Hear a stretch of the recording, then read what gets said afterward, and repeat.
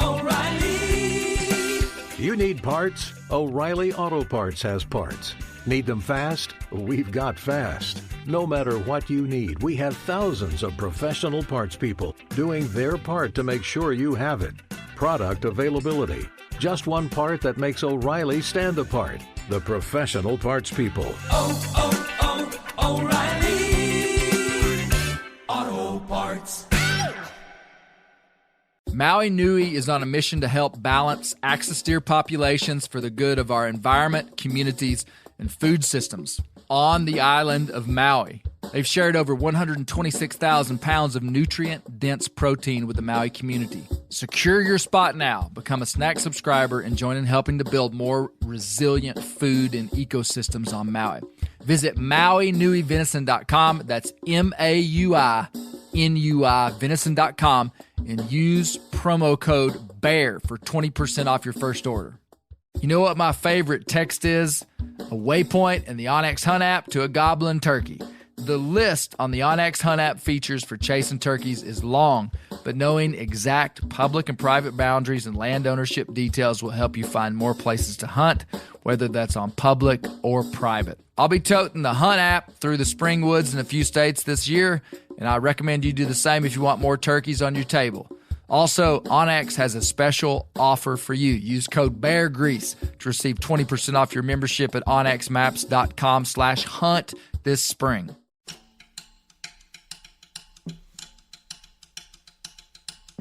Nowadays, we have artists, we have writers, we have musicians. In those days, they probably had what we could see as artists, writers, musicians, but they're not writers. They're weaving stories with their voice, and they were probably making music. Where we do have them staying in place, that's when, we start to see the other kinds of artifacts that are not just used for slaughtering 32 animals. On this episode of the Bear Grease Podcast, we'll be talking more about the Folsom archaeological site with Steve Rinella and Dr. David Melzter. We're going to learn what these ancient hunters did with the meat, how they likely lived, and right at the end, we'll talk about the controversy the Folsom site stirred up with those that believe the Bible. We'll even talk a bit about the arrival of man on planet Earth, and we'll be continuing to hack away at the question of why any of this is important or relevant. The story is robust, the drama is thick, and you could cut the suspense with a Folsom Stone point. You're not going to want to miss this one. Instead of George McJunkin having said, someone's got to come look at this, right? He had just found some stuff and periodically went back and dug around the shovel and put the point in the coffee can. If that had happened, then we'd still think that humans have been here for 3,000 years.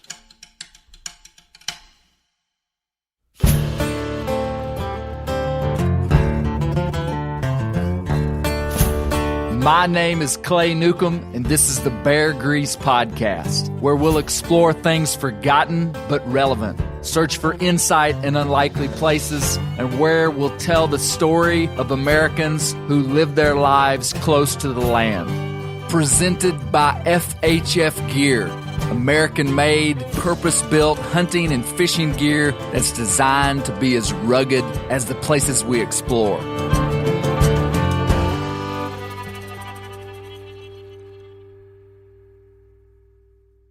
This is Steve Rinella talking about the Folsom site.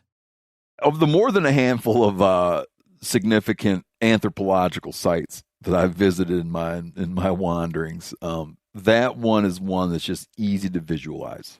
I went to the Lindenmeyer site, and you go there, and you can get it, but you don't totally get it. I went to the Clovis type site, which is called Blackwater Draw. You go look at Blackwater Draw, and you get it, but you can't really get it. Wild Horse Arroyo and the Folsom site, you go there, man, I don't know, it's just something about it. You can just picture it. You can picture it. Everything about it. How they did what they did. It's one of those great locations to visit.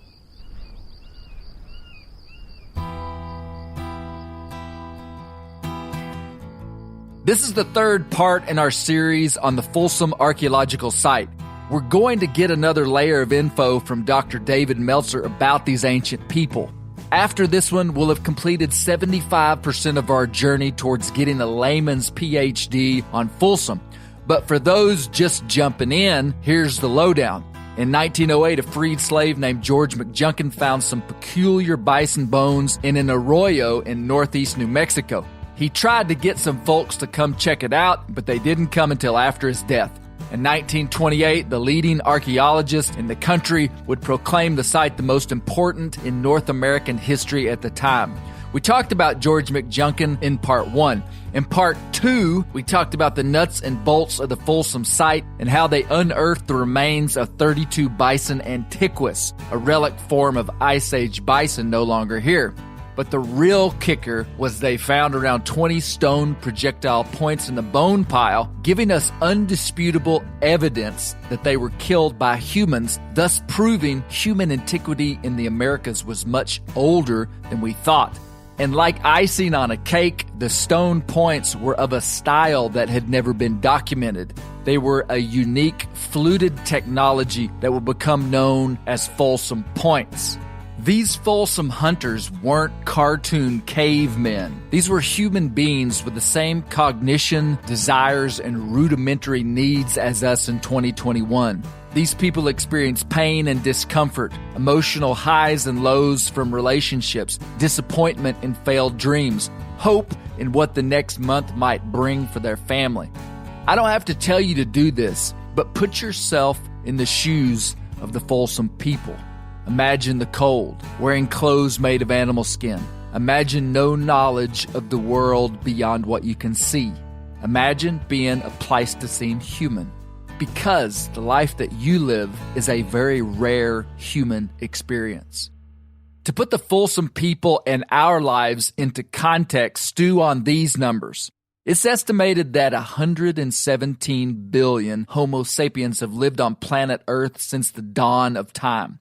By the year 1000, there were 300,000 people on the earth. By 1650, roughly 50 million lived here. By the year 1800, there were 1 billion. In 2021, we have a population of 7.8 billion. The population of the earth today represents about 7% of the humans that have ever lived. It's hard to make sense of these numbers, but we can easily say that most humans that have lived much different lives than us. No demographic data exists for 99% of human history. I got all these numbers from an article on prb.org called How Many People Have Ever Lived on the Earth? It's pretty interesting. But what are the implications of a species doing stuff way different than we've ever done? What are the implications of being trapped in time and thinking that our lives are normal? That's exactly why looking back into the lives of these Folsom hunters has value. On the last podcast, we heard from Steve Rinella of Meat Eater, and he helped walk us through the bison kill. He and Dr. Melzter believe that the bison were herded into a box canyon where they were met with a, quote, rain of spears. But Steve has another unanswered question. And hey, I can't say this with enough certainty. If you haven't listened to the first 2 podcasts, go back and listen to them in order. Here's Steve jumping right in with some more unanswered questions. Here's some things we know. That they were dealing with an animal that they could manipulate. They hauled meat away. They hauled some meat away on the bone. They took the tails somewhere. Probably the tail stayed with the hide, and they took the hides away because the tail bones aren't there. Here's the thing that kills me. They had that many animals on the ground. It had to have been days worth of work, but they can't find where they slept. Somewhere around there within a couple hundred yards has to be the coolest place on the planet, if they had been well preserved, was where they slept and butchered all that stuff and cooked stuff. Well, let me ask you a question about finding their campsite. So when I was at the Folsom site, I was struck by how small it was. It's not like they came in there with, big Caterpillar cranes and started, just cleared out 4 or 5 acres of ground. And I mean, the whole Folsom site that they actually excavated can't be more than 60, 70 feet by 60, 70 feet. So it's just this square. And now, granted, they took that square and they dug out every single grain of sand and dirt from the surface to like 10 feet down. I mean, essentially. Yep. So, but you got to remember that there was the 2 digs. The first guys went in there with a wrecking ball. Yeah, in the 1920s. Yep. Later people went in there. Melzter. Yep. Went in there, let's be honest. He went in there in a way that in 100 years will probably be regarded as that he went in there like a wrecking ball. Part of the restraint of modern day archaeologists, anthropologists, is to leave some of that stuff intact, because you just know that through technological progression. Wow. I've never the same about that. way that when those guys dug in the 20s, they wanted big bones, and they wanted stone tools, and they were in there just washing stuff away. All the seeds and pollen and small flakes and things that may be like some ability to extract DNA from other contemporaneous creatures that might have been associated, just gone, right? You could imagine some future in which someone could go in and tell you a lot more. They'd be like, I don't know. They'd be like, it was this temperature that day. There were fires burning somewhere nearby. There's evidence of a mixture of male and female humans based on dander. You know, I like, who knows? But in 1920, they weren't going to imagine radiocarbon dating. Yeah. If you just said to a guy in 1920, you know what, hang tight on that, because before long, they'll be able to tell you the exact date this happened. He'd have been like, give me a break. I mean, basically, we think we're so technologically advanced in 2021, but we are going off of just hints. I mean, some cowboy back in, 1908 randomly saw a bone sticking out of a bank, went and pulled a bone, and here we have the Folsom site. Yeah. And now we're banking so much off this seemingly coincidental find by this cowboy. Yeah. And that Arroyo's channel moves all the time. When I went there, I went in the new channel, which is over yonder a ways. And now the channel's off in a different direction now, and I was over in the other new channel off yonder that's been cut since McJunkin. Guess what I found? It killed me. I found a big bone sticking out of the wall. And I was with... So you're down there at the Folsom site with an archaeologist. At the Folsom site with an archaeologist. This bone is 12 feet from the top of the ground. I told you this story before, and there was every part of me wanted to pluck that bone out of there. And that guy I was with, the state archaeologist I was with, having none of it. He took some photos of it. This isn't in the Rinella collection? He took some photos of it. He took a GPS waypoint of it. But I was like, how can you resist? He's a pro. Did they ever go back? I don't know. I don't think so. There's a little bit of restraint in place. You and I both like arrowheads a lot. The argument about picking up junk on the ground, as hard as it is not to pick it up, is you never know that you might be standing on the next Folsom site and you just ruined it. That instead of George McJunkin having said, someone's got to come look at this, right? He had just found some stuff and periodically went back and dug around the shovel and hauled it off and put the point in a coffee can and then gave it to his grandkid in Illinois, right? And it never would have turned into what it turned into. And then we still think, if that had happened, then we'd still think that humans have been here for 3,000 years. Steve brought up 2 interesting points that we'll talk about later: radiocarbon dating and the cultural effects of blowing up our understanding of human antiquity. How's that for foreshadowing? But first, I want to talk to the Folsom Authority, Dr. David Melzter of SMU. We're going to jump right in after the kill and ask the question of what did they do with the meat? I want to talk about this idea of what we now call gourmet butchering, when they essentially took the prime cuts. And I think it's kind of interesting because we have this idea that Paleo Indians or even Native Americans would have used every scrap and every possible piece of meat and bone for their subsistence, but these people didn't have refrigeration, they didn't have preservation or they didn't have modern preservation techniques for meat. So talk to me about the evidence that we have and what they used, what they took with them, what they preferred, and how they did it. We actually need to clarify this a little bit in the sense that gourmet butchering, it's a term that is used to describe the fact that they're basically taking all the good cuts and moving on.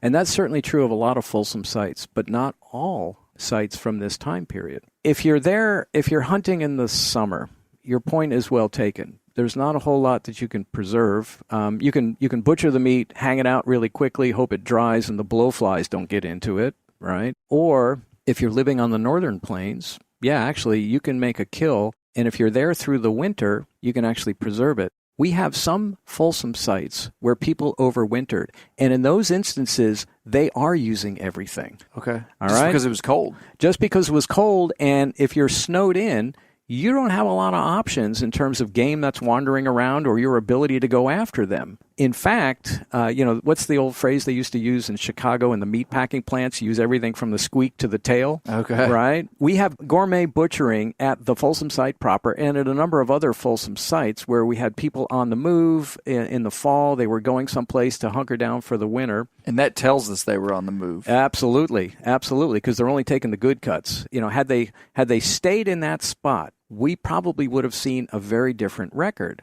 Because had they stayed in that spot, had winter set in, and they had these 32 animals, you can be pretty darn sure that by January, they're cracking open the toe bones and sucking out the marrow. Because, in fact, we see that at other Folsom period sites where people are hunkered down, so they're using absolutely everything. This idea of gourmet butchering is a polite way of saying they left a bunch of usable meat. Today, this would be illegal under our modern wanton waste laws. This is not a slight against these people at all. That would be a form of historical revision, applying today's value system out of context. But it's an interesting thought. If you remember in the Boone series, old DB reported that while he was tracking the Indians that had kidnapped his daughter Jemima, he found a, quote, writhing snake that the Indians had killed and not used. Secondly, they killed a buffalo and only took the hump meat. Again, this is not a slight against these people, but it does dismiss the romantic idea that 100% of the time, indigenous people used 100% of the commodities from the animals they killed. Here's some more from Dr. Melzter.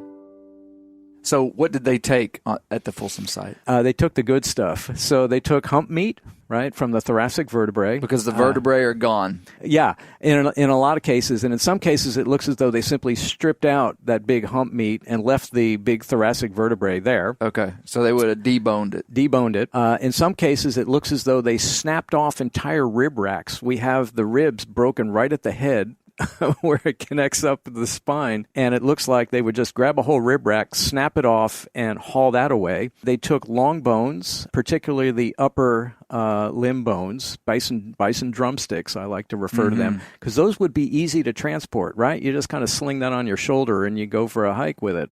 What did they leave behind? They left behind heads, butts, and feet. We also know that they did eat the tongues out of them, and we know that because of cut marks on the jaws. Yes, where the tongue attachment was, and we know that this is a delicacy. Honestly, it's not for me. I don't do tongue, but certainly in documented historic times and still today, tongue is considered a delicacy of bison and raw tongue. Dr. Melzter has in his lab at SMU the jawbone found at Folsom that has the cut marks from a stone point. Pretty wild. If you've never had tongue, it's nothing more than a fine-grained muscle once you remove the outer tongue skin. It's the most accessible chunk of meat on an animal that doesn't require skinning back hide and hair. It would kind of be like grabbing the fries out of a fast food bag and eating them before you knock down your burger. But let's get into some bigger questions. That's a lot of meat. I mean, I think about what it takes to process a single animal that we would kill in modern times with modern conveniences and modern transportation. We've got side-by-sides, we've got mules and horses, we've got trucks. I can't imagine carrying away that much meat. So my next question is who were these people and what were they doing? We actually know where they'd been. We think we know where they were headed, and we know the time of year. So we can conjure a story, an inference, a narrative. What we think we know, is that they'd been on the Texas Panhandle. And we think we know that based on the types of stone that was used to manufacture their projectile points. Now, how far would that be? We're talking hundreds of kilometers. Is it that far? Oh, yeah. All right, so what we know is that, or what we infer, is that these folks had most recently been in the Texas Panhandle area, in the area around Amarillo, where they obtained what's known as alabates, agatized dolomite, we just call it chert, and Tecovas chert. The distances, just straight line distances from there to Folsom, are on the order literally of hundreds of kilometers. Amarillo, the alabate source, is about 260 kilometers away.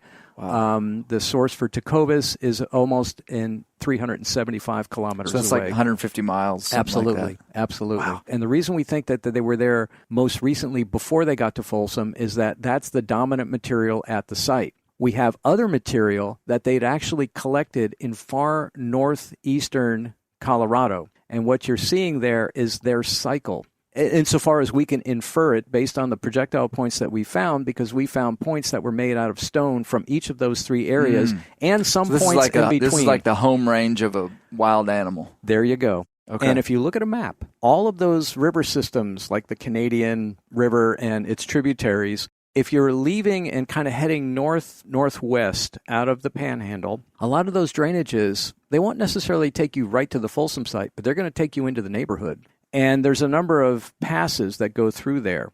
The most famous, of course, is Raton Pass, where the Santa Fe Trail came through. But just north of the Folsom site is another pass known as Trinchera Pass. It's not as well known as Raton Pass. But let's say that you've moved out of the Panhandle of Texas, you've headed sort of northwest out of that area, you end up in the neighborhood. You're going to have to get through this sort of range of high basalt mesas and volcanic peaks, and you're heading for Trinchera Pass. You're going up, and you spot a small herd of bison, off in the distance.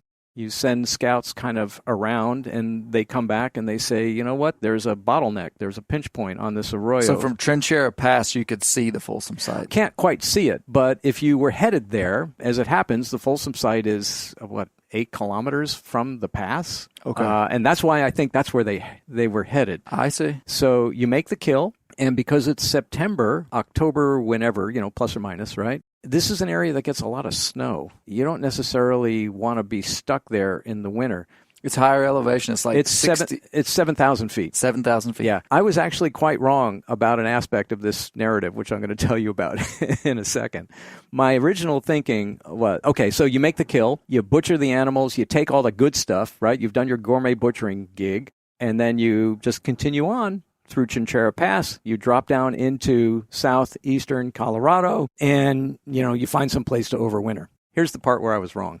It's always good to admit those sorts of things. Keeps you honest. Mm-hmm. I thought there's no way you're going to want to spend the winter at 7,000 feet elevation. It's just going to be too cold, too much snow. It's going to be too miserable. You're going to find some place lower down, protected valley, et cetera, et cetera. Then I got invited by a colleague out in Gunnison, Colorado, who said, hey, I've got a Folsom site here. Well, as it turns out, that Folsom site is at about 8,000 feet. It's in one of the coldest places in North America, in the Gunnison Basin, and it was occupied through the winter. So here I'm thinking, okay, these guys are going to go to Florida, right? I'm exaggerating. But no, as it turns out, these folks were pretty darn adept at dealing with winter, as I wasn't when I was sort of originally thinking about Folsom, was that they had to skedaddle out of there. No. I think what they were doing, so they get there, they make the kill. We know they'd been in northeastern Colorado before, so I think they used Trinchera Pass to get past that geological formation, drop down into southeastern Colorado. Where they went from there, I don't know. So what I'm envisioning is that these folks were sort of moving up and down the Front Range. They weren't necessarily going deep into the mountains. They were mostly exploiting the environments that were on the edge of the mountains, on the edge of the plains, and probably were making a pretty darn good living doing so. I just can't get past the mystery of who these people were and what their daily lives might have been like.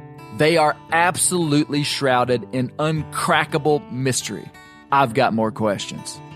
Do we know much about their social groups, or do we have any? Did these people at this time, did they make art? Did they have social hierarchy? What do we know about the Folsom people? Yeah, so art definitely. The amount of artistic expression is hard to gauge. And the reason is that in some societies, artistic expression is material. So you've got groups that are in Europe at this time that are painting spectacular paintings on cave walls. But artistic expression can also be elaborate stories and things told around the campfire. Nowadays, we have artists, we have writers, we have musicians. In those days, they probably had what we could see as artists, writers, musicians, but they're not writers. They're weaving stories with their voice, right? Yeah.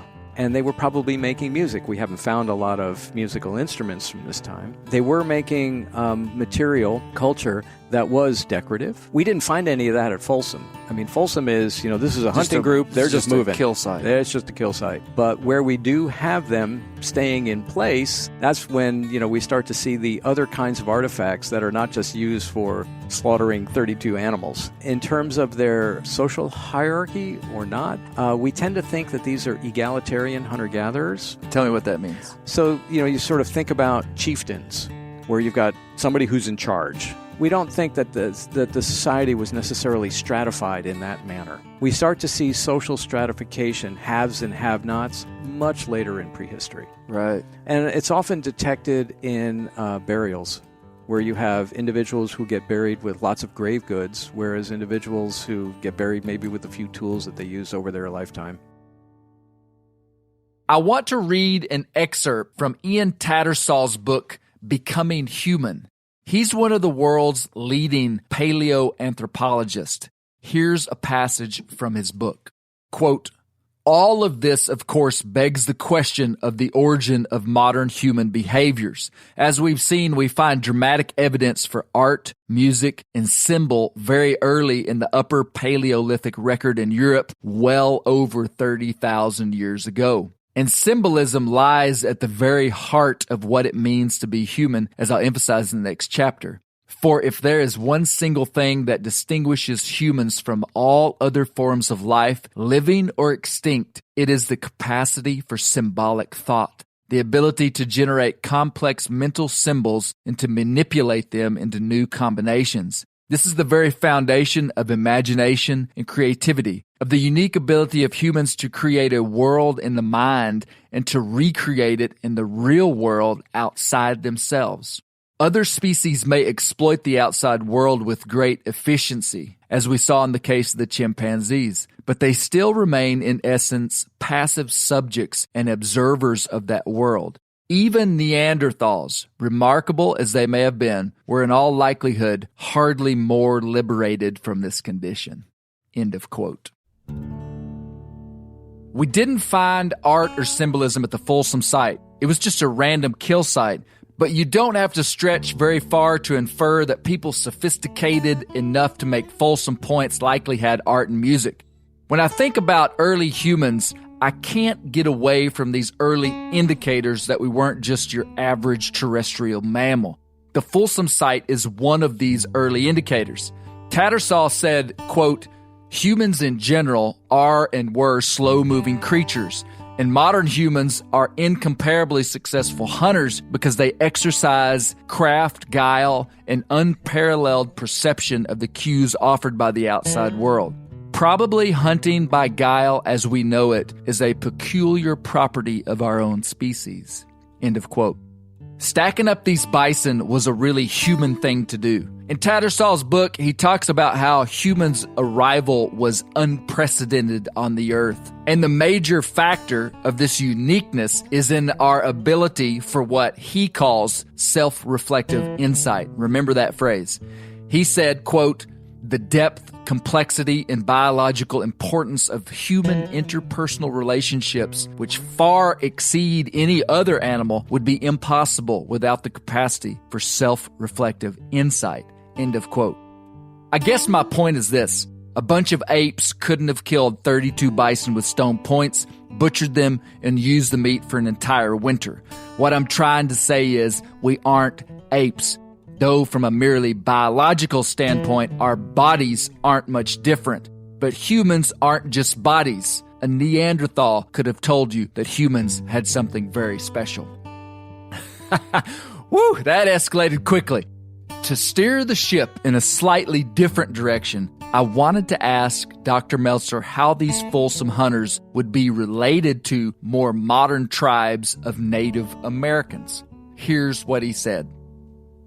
Okay, it's very, very difficult to take a modern-day tribal unit and trace it back 10,000 years because people move, people admix, groups split up, groups come apart, which is not to say that there weren't tribal groups back then. And in fact, there almost certainly were. But remember, too, that these are people who'd been in the Americas or whose ancestors had first arrived in the Americas, maybe a few thousand years earlier. And if we assume that the first people who came into the Americas, let's just say it was a single group speaking a single language.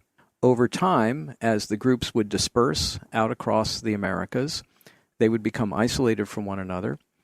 Initially, you would get new dialects emerging, and then you'd get separate languages emerging.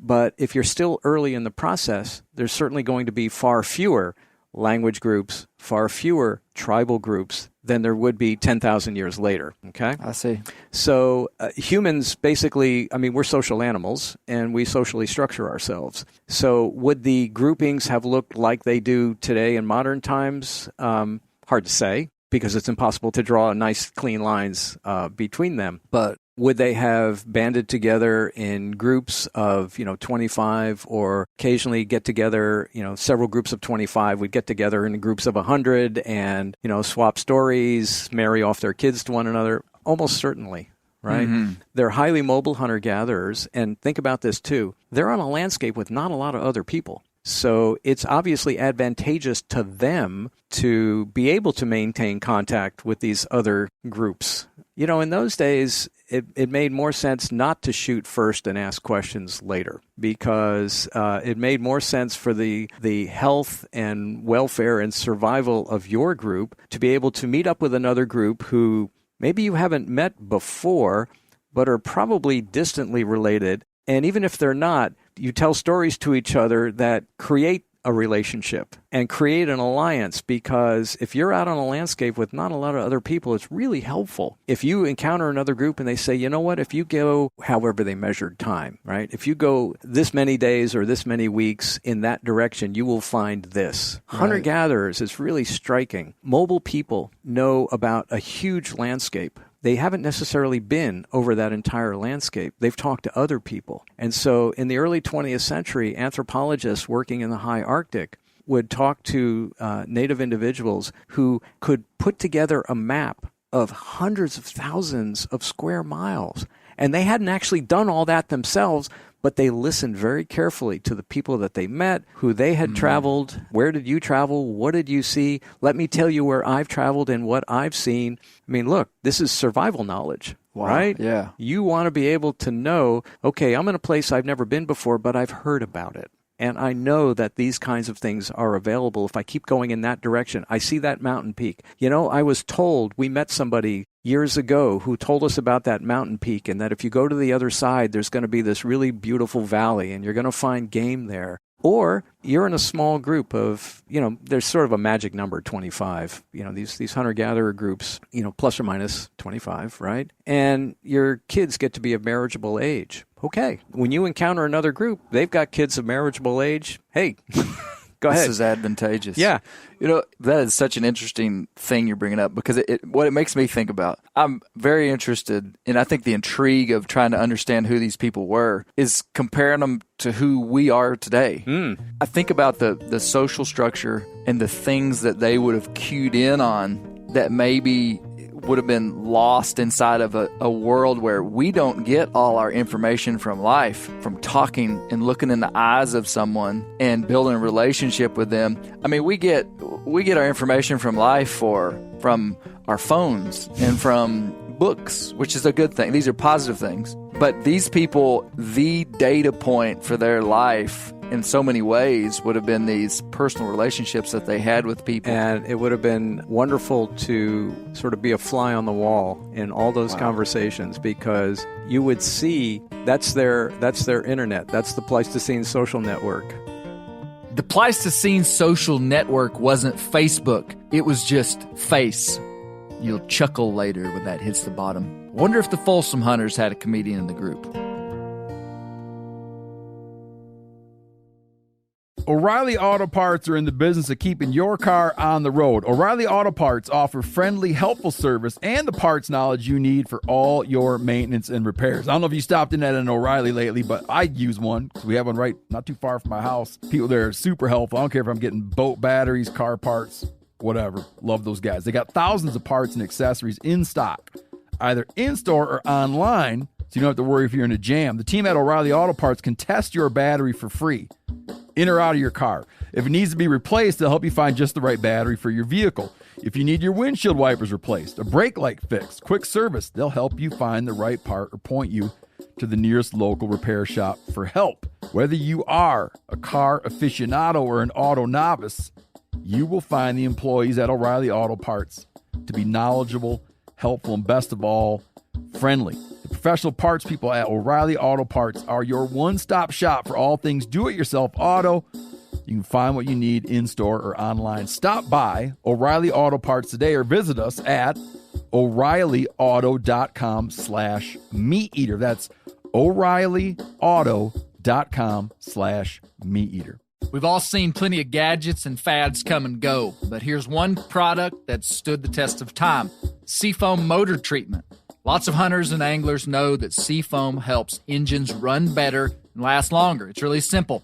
When you pour it in your gas tank, Seafoam cleans harmful fuel deposits that cause engine problems.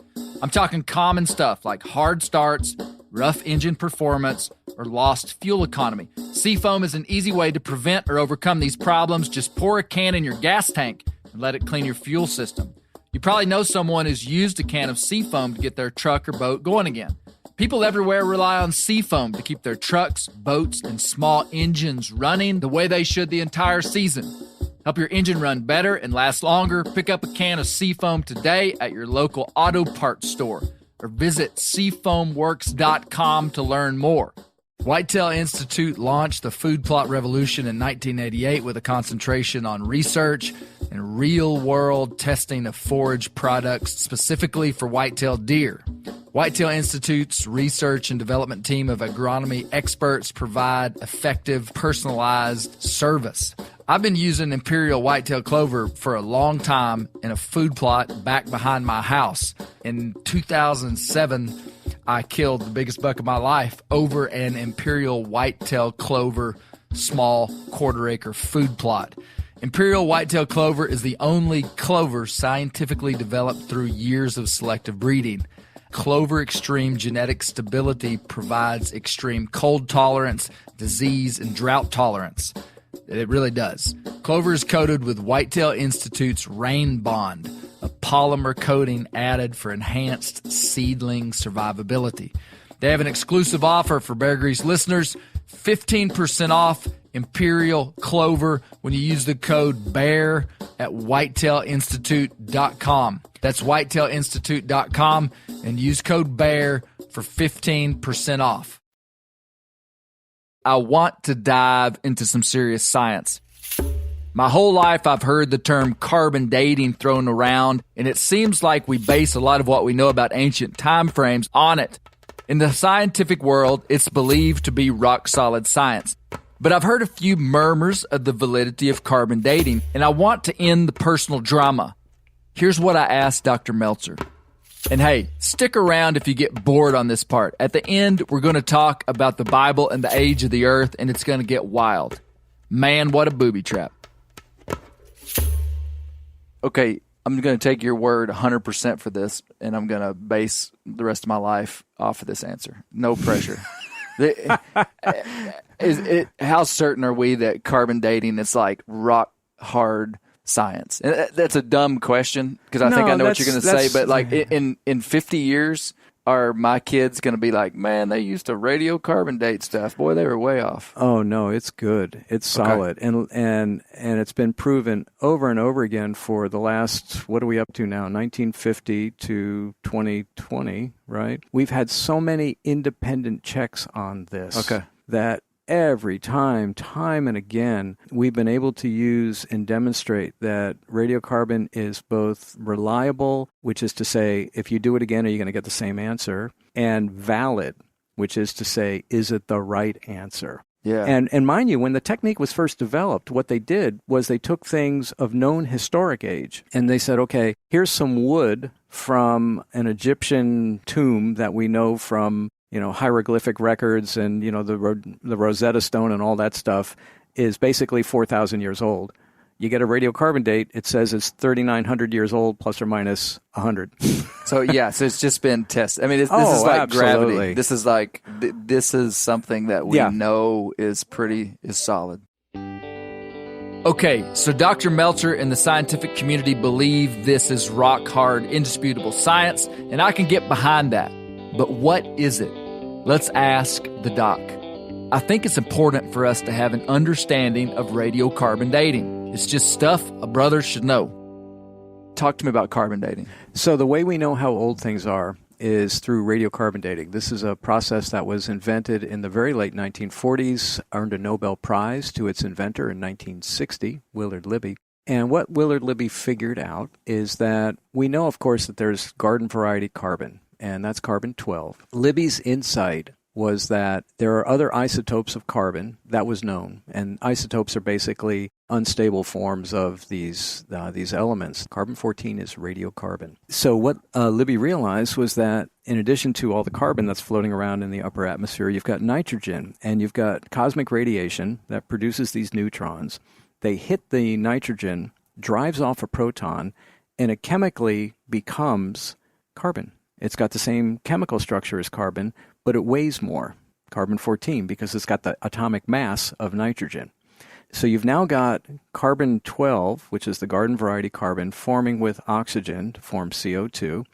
And you've now got this isotope, this slightly heavier form of carbon, carbon-14, joining together with oxygen to form CO2.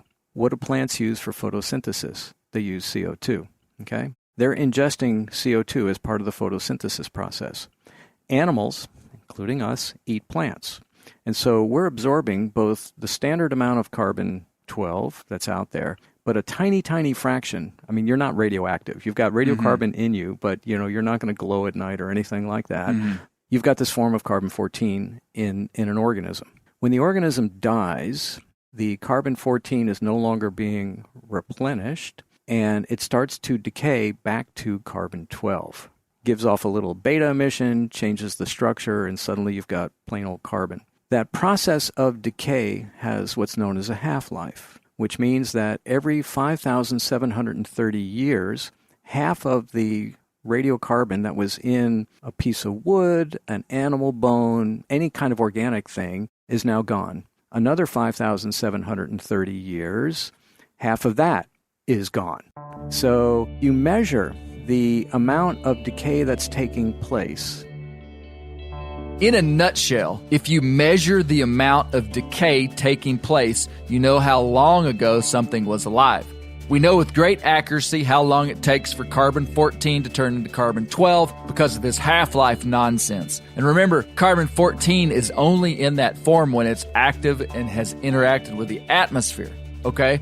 Organic matter, which is stuff that was once alive, this will be plants or animals, so a rock isn't organic matter. But plants and animals have carbon in them, and when they're preserved, like the bison bones at Folsom, or seeds in a soil deposit near the bones, their carbon gives us a timestamp telling us when that thing was alive. However, maybe one of the best quality assurances we have on carbon dating comes from us understanding how the dates can be messed up. Here's what Dr. Melzter has to say about that. It's remarkably accurate, but it's a statistical inference, and it's a statistical measure, so naturally you have plus or minus. Plus or minus. Okay? And the plus or minuses can be plus or minus 20 years, plus or minus 50 years. Now, there's a complication in radiocarbon dating in that the amount of C14 in the atmosphere over time has varied, and it varies for a variety of reasons. So, for example, changes in the Earth's magnetic field, changes in the amount of cosmic radiation hitting the atmosphere, changes in ocean circulation. Most of the world's CO2 is actually stored in the oceans. And so if ocean circulation changes and it starts belching more CO2 out into the atmosphere, it's going to change the amount of C14. So at different points in the past, you've had more or less C14 than at other points in the past. I see. And more importantly, the fact that we know where it's wrong and why it's wrong and how we calibrate it is further indication that we understand it. So let me give you two more examples of things that screw up radiocarbon dates, just to confirm that we actually look for these kinds of things so that we can adjust for these kinds of things. Industrial Revolution. You start burning coal. What are you doing? You're dumping huge amounts of dead carbon into the atmosphere. That's going to change the relationship or the relative amount of C14 to C12. So yeah, if you date something from the Industrial Revolution, the ages are going to be off. I see. Atomic bomb testing. Okay, so I'm older than you. I remember when they did atmospheric bomb testing. This was actually something that happened in the 1950s when they were still blowing up atomic bombs in the atmosphere. So when they would make the sample to put it into the radiocarbon counter, they'd create this slurry sample, and they'd literally walk across the lab and dump it into the counter. Well, what that was doing, what does an atomic bomb do? It creates all manner of fresh, new radiocarbon. So unlike the Industrial Revolution, which is dumping old carbon, atomic bombs are basically dumping new stuff. I see. And so some of these dates were coming, 50 years into the future, right? And then they realized, we better make this a closed system where this stuff is not being exposed to the atmosphere. Yeah, that's really interesting, because errors, if you know where the error comes from, then it can make your whole system more solid. It makes it much more robust, which is why when people say, well, it's just a radiocarbon date, you can't trust it. I say, come now. Context is king. Here's Dr. Melzter explaining how Folsom fits into the bigger picture of human history in the Americas.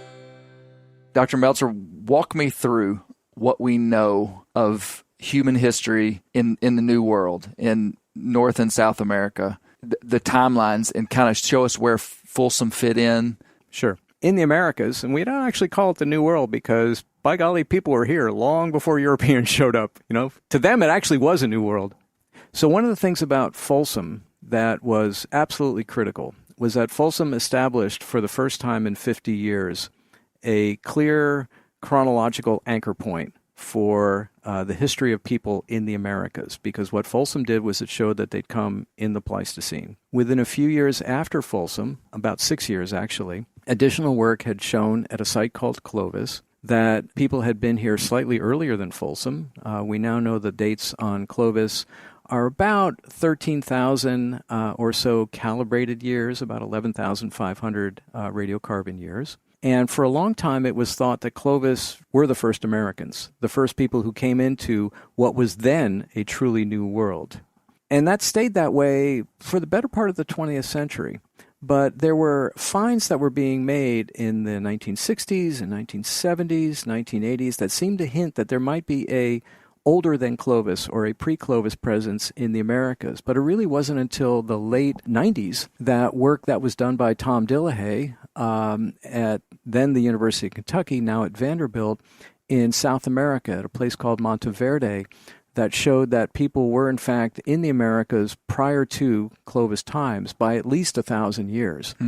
So if you think about the prehistory of the Americas, it means that people were probably here by around 14,500 years ago, and that's calibrated years. But if you think about it, the oldest site that we have found cannot be the first site in the hemisphere, because these are... It's in the middle portion of the... Well, it's actually in far southern South America. So for one, you've got to assume that people must have come across the land bridge into the Americas a whole lot earlier than they arrived in southern Chile, southern South America. And the other thing is that the odds of us finding the very first site in the Americas are infinitely small. Improbable. Absolutely. So we know people were here before then. Now, we're assuming that they came across the land bridge. Oh, and it wasn't water access from somewhere in South America. No, they walked here. We know when people start sailing across the South Pacific, it's about 3,000 years ago. There was no sort of cross-ocean water route into the Americas in Ice Age times. We also have interesting convergence from genetic evidence from ancient DNA, and this is work that I do with colleagues in Copenhagen at the Center for Geogenetics, where we have shown that groups in Northeast Asia probably split off into several subgroups probably around 24,000 years ago. They're in the Americas sometime after around 15,500 years ago, possibly earlier. But these are the genetic estimates that we have. So we have this kind of nice convergence of the archaeological and the genetic records, which are telling us that at least by 15,500 years ago, we have people dispersing across the Americas. But the thing that you always have to kind of keep in the back of your mind is, right around the corner, you can find an older site. We may get older evidence from the genetic record, the ancient DNA record of earlier populations that we hadn't detected before. So there's always the possibility that you're going to find or possibly could find still older presences. And so this Monteverde site is currently the oldest site that we know of in the Americas. And let me ask you a question. Are you saying that the human DNA from the indigenous people down there today are connected to Asia? Oh, yeah. So that's why you say they walk there. Oh, yeah, well, it's more complicated. We now have sites in North America that are as old and possibly older than Monteverde. Monteverde was the first one that said, okay, they're here before Clovis times. That's a long walk from Alaska to South America. Well, yeah. And actually, based on the genetic evidence, we think they did it pretty quickly because wow. we've That's got incredible. Yeah, we've got genomes from South America and from North America, areas that are separated by literally thousands of kilometers, and yet genetically speaking, they're really closely related to one another. So there hadn't been that many generations of time lapsed between. I've got 1,000 questions that we don't have time for.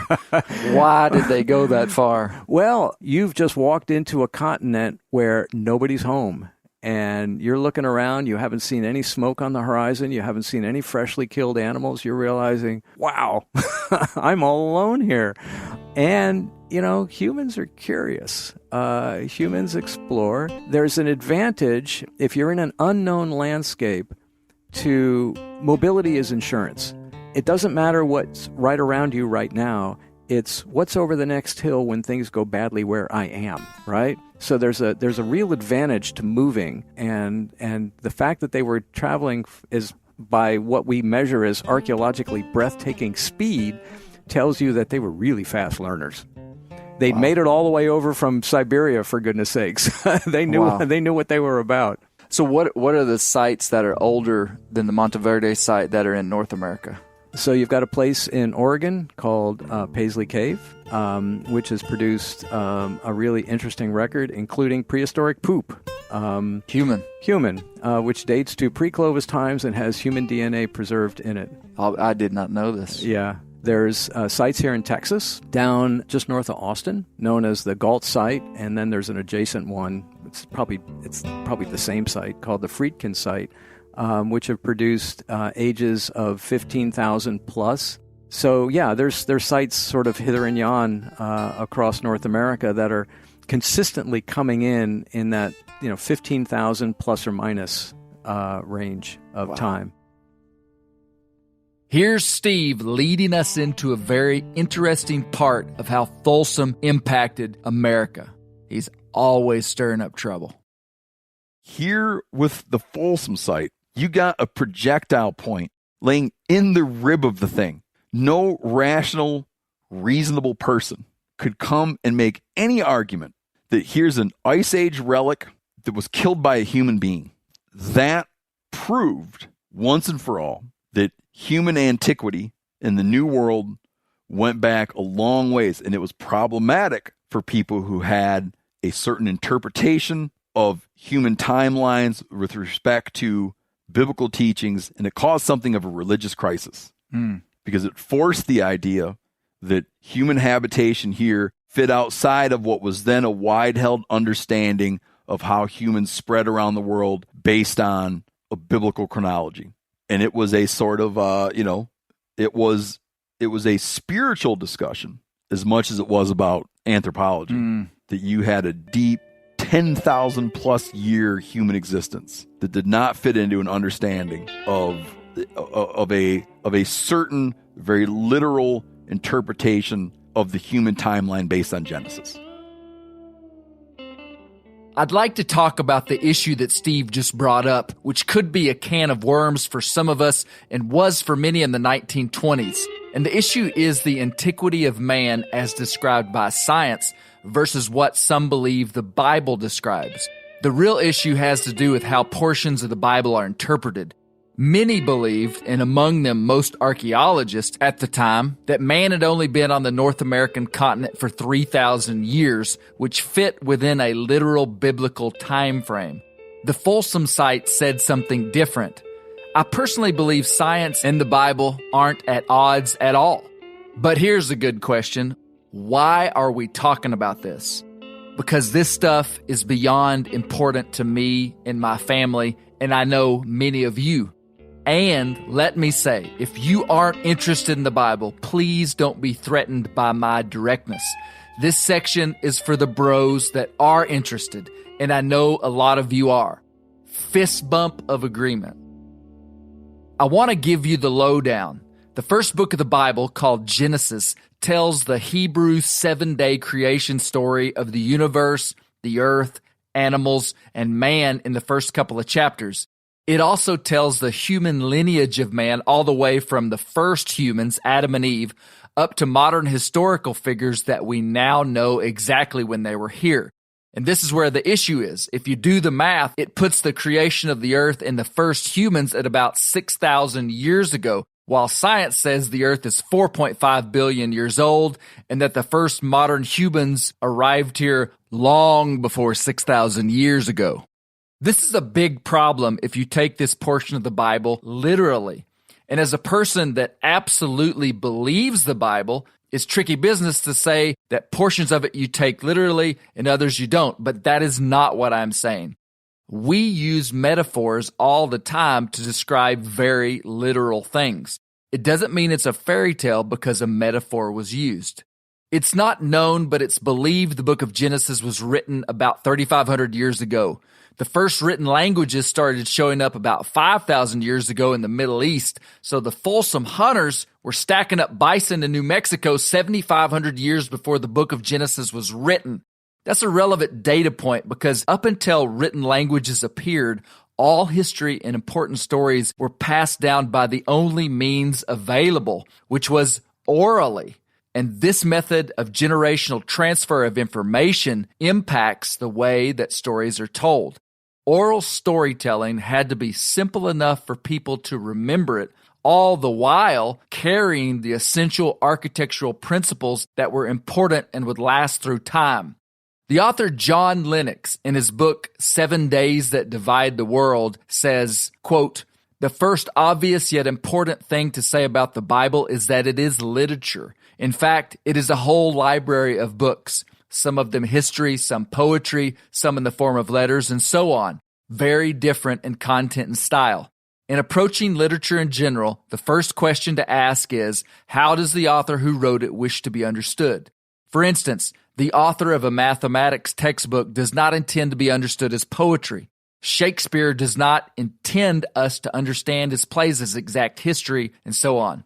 I would highly recommend John Lennox's book. He's a mathematician at Oxford University in England and has publicly debated Richard Dawkins, a famous atheist. And if any of you hillbillies know John Lennox, I'd love to have him on the podcast.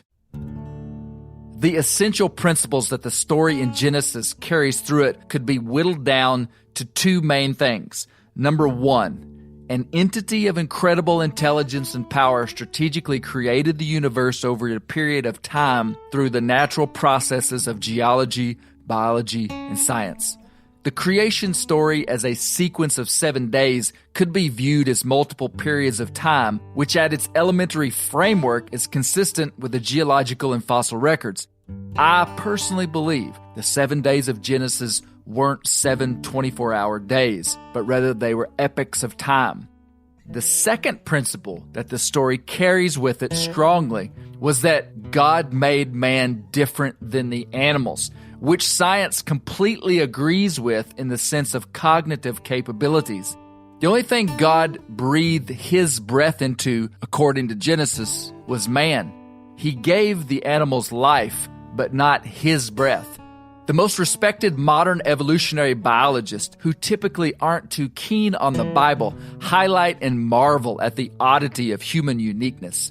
That breadth parallels the self-reflective insight that Ian Tattersall spoke of and the language, art, tool-making, and symbolic thought that separates the species Homo sapiens so distinctly from every other species. Science attributes our cognitive abilities to natural selection, advantageous gene mutations, and pure mathematical chance. And to say that God did this doesn't negate that he used some of these processes to accomplish what we now see in humans. Man is the one who has pitted science and God against each other. But clearly, I don't think they've got any qualms with one another. Genesis also famously tells the story of the fall of man when he ate the forbidden fruit, realized he was naked, and became ashamed. This is oddly similar to this idea of self-reflective insight. So my point is this, that Genesis was never meant to be a scientific textbook, but rather a story carrying principles that could be understood by primitive man and by modern people in 2021. That's a pretty major feat. It needed to be a story that could last the erosive nature of time, kind of like a stone Folsom point, and it has done just that. Since we're having so much fun, let's go a little bit further. I believe the creation sequence mirrors much of what modern science believes about the formation of the universe and planet. Here's the rough creation sequence of Genesis. Day 1, light was created, the sun. Day 2, the atmosphere and ocean. Day 3, dry land and vegetation appear. Day 4, stars and moon. Day 5, sea creatures and birds. Day 6, land animals, and lastly, humans. And on day 7, God took a break. The sequence begins with the sun and then goes to fish and birds, which come before the creation of man, and man arrives at the very end, which this is a pretty consistent story with what we know of the fossil record. And all I'm saying is that it's pretty crazy that some ancient dudes got a wildly complex scientific sequence even remotely right in their oral story. There would have been infinite options for their explanation. To this day, modern science cannot explain the formation of the universe. And that is not my opinion. That is the consensus of science. We do not know. So actually, all of us that have any thoughts or opinions on the formation of the universe and the reason man is the way he is are riding on some version of faith. Science, by its very definition, can only understand and describe and measure that which is seen and able to be replicated. It doesn't claim to understand the metaphysical, which means beyond the physical. And it's a ridiculously Western and modern idea to think that there is no metaphysical. Science does a great job of explaining everything in its realm, but at the end, it is saying there are things we can't explain, and we know that this isn't the end of the trail. And this is exactly where faith-based philosophies start. And no, they can't be proven. That is the essence of faith, which I have found is a rewarding and fun way to live your life. This is an incredibly logical and intelligent sequence, and it's not surprising that scientific literature doesn't validate the existence of God. It can't. However, scientists can have personal opinions, and that's where things can get confusing and ideas go in and out of vogue. We could go on because this stuff is fascinating. To get back to human life and our unusual arrival on planet Earth, here we go. Ian Tattersall said that the Cro-Magnons, these were the first people in Europe, showed up quickly, fully formed in the fossil record, and full of symbolism and art.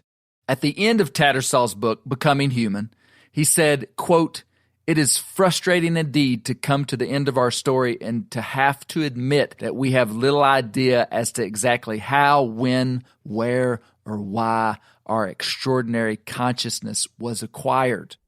I respect his frankness about what science can explain and about what it can't.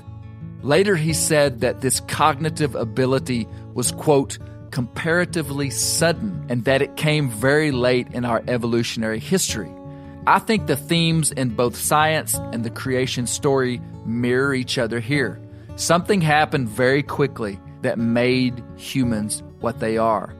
The story of how our cognitive condition came about is shrouded in deep mystery. I'm certain that the Folsom hunters had an opinion about how humans got here. And if we were playing a game of telephone, the guys closer to the source of the intel were usually right. All that to say, I think the primitive humans that wrote the creation story in the book of Genesis were on to something. And I'm with the cavemen on this one. But I'm also with the real science that we know today. Man, that was like riding a bucking mule. Can you believe that we talked about this for 12 minutes? I absolutely love it.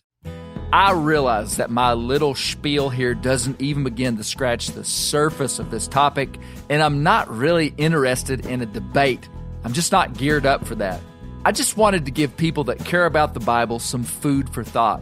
Additionally, in scientific and academic literature, the idea of intelligent design and creation has been minimized and even ridiculed, and in some places, they've made it a point to label people who believe the Bible as ignorant, and I've even seen them use the word primitive as a descriptor for those of us who believe the Bible. And, maybe that's not such a bad label. So I guess my biggest point is for those that believe the Bible to say that this is actually a pretty intelligent way to try to understand the universe, and that there is no reason to fear good science. I want to get back with a closing thought from Dr. Melzter on how Folsom impacted the archaeological community. He spent a lot of time learning about the history of archaeology and interviewing old archaeologists. Here's what he said. Early on, I was doing some research on it, and I wrote to a bunch of the folks who'd been around in the 1920s. And I said, well, what was it like? And one of the comments that sort of stuck with me over the years was from Emil Howry at the University of Arizona. And he said, you know what we all felt? Relief. That all of that argument and bitterness and controversy was finally over. We had now a clear data point. We knew people had been here for at least 10,000 years.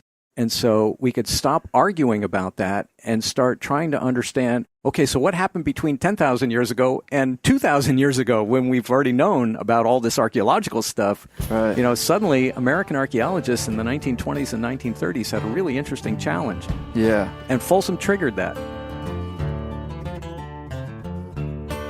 It's been a wild ride learning about the Folsom site, but I have to go back to my original question.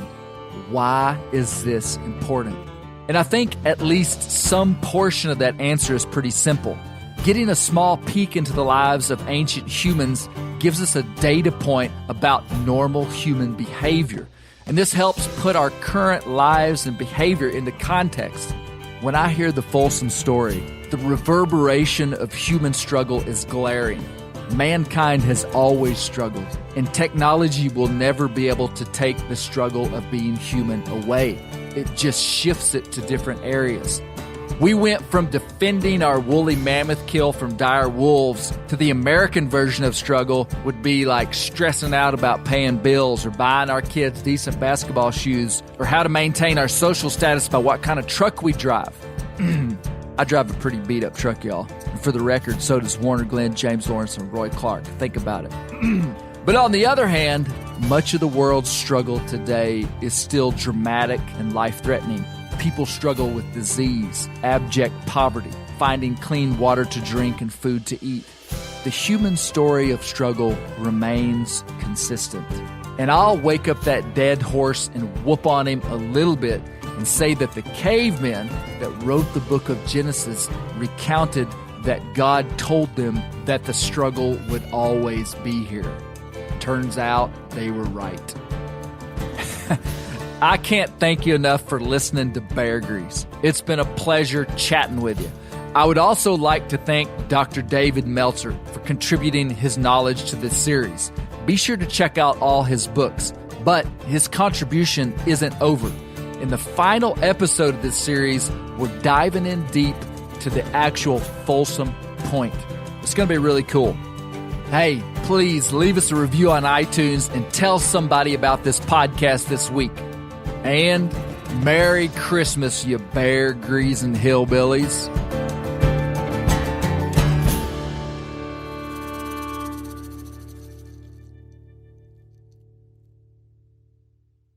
This show is sponsored in part by BetterHelp.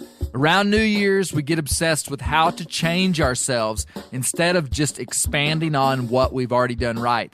Maybe you finally organized one part of your space and you want to tackle another. Or maybe you're taking your supplements every morning and now you actually want to eat breakfast.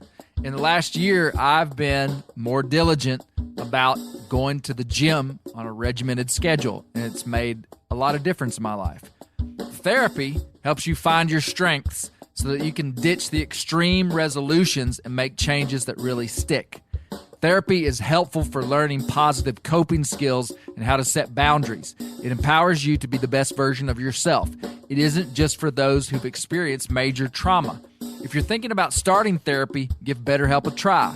It's entirely online, designed to be convenient, flexible, and suited to your schedule. Just fill out a brief questionnaire to get matched with a licensed therapist and switch therapists at any time for no additional charge. Celebrate the progress you've already made.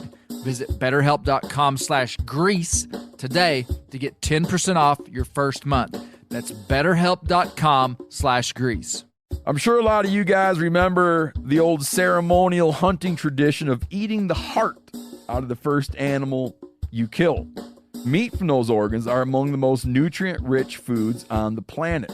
You can get those same benefits your ancestors craved via convenient daily capsules from Heart and Soil. Find out more at heartandsoil.co. And remember, use code MeatEater for 10% off your purchase.